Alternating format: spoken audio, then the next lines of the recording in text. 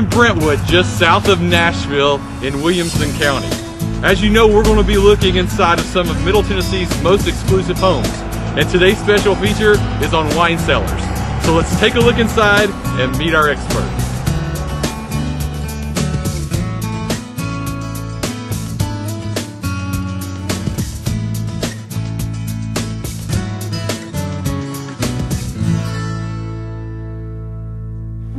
Jankowski with Sapphire Brands and EOS Estate Winery.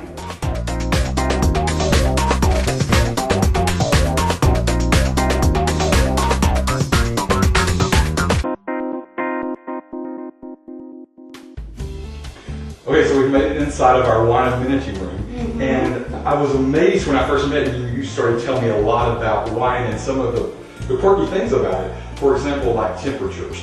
Tell me a little bit about the importance of temperature in your wine storage area. Well, it's not only temperature, but also the humidity. But you're going to want to make sure that your temperature in your wine storage area is somewhere between 55 and 60 degrees. 55 and 60, okay. Closer to 60 for your red wines, closer to 55 for your whites. Of course, if you like them chilled when you're drinking them, 47 degrees for your white wines. But then again, when you're in a cellar, usually you have one temperature, so you're going to want to be about 60 degrees on that temperature.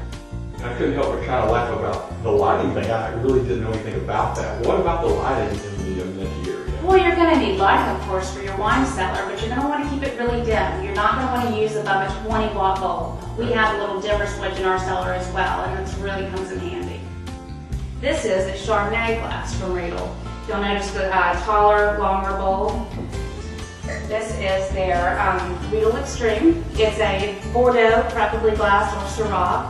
Again, you only fill these right about to the midsection of the bulb there, so you can let the wine breathe. And this is my favorite. It is the Burgundy glass. That's for Pinot Noir, which is the primary growth in Burgundy. And then for those that don't like the stem, you have the Riedel Oak.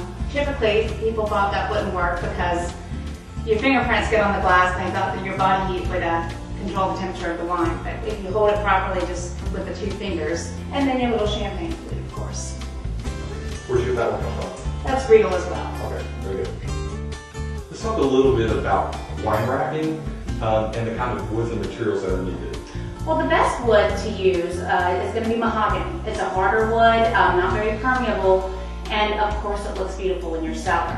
Now, if you need a more economical route, you can use the redwood, which is what we have in our cellar. And again, redwood's fantastic for the storage of wine, but also a little more economical. Are these some things that you need to have custom made? No, you can order them online. Of course, again, you want to be sure that you have the right size for your bottle needs. But you can order the racking online, you can pick it up locally. Sometimes wine shops in states that aren't controlled states have them. Be careful not to go and just get the cheap wine racks that you'll see in a lot of the retail stores, because it's not going to be adequate for your cellar, and it's really not adequate for long-term storage.